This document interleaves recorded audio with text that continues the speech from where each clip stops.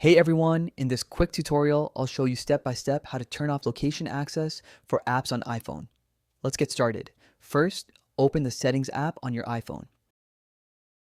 Now, scroll down and tap on Privacy and Security.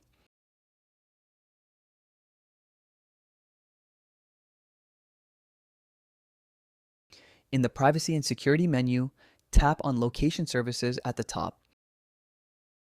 Here you'll see a list of all the apps that have requested location access on your device. Scroll through the list and find the app for which you want to turn off location access.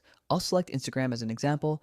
Tap on the app to view its location settings. You'll see several options for location access: never, ask next time, or when I share, while using the app, and always.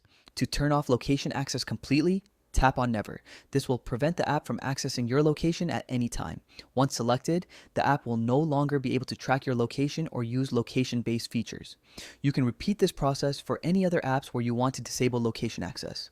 This is a great way to protect your privacy and control which apps can track your location. And that's it. You've successfully turned off location access for apps on your iPhone. If you found this video helpful, please like and subscribe the channel. Thanks for watching.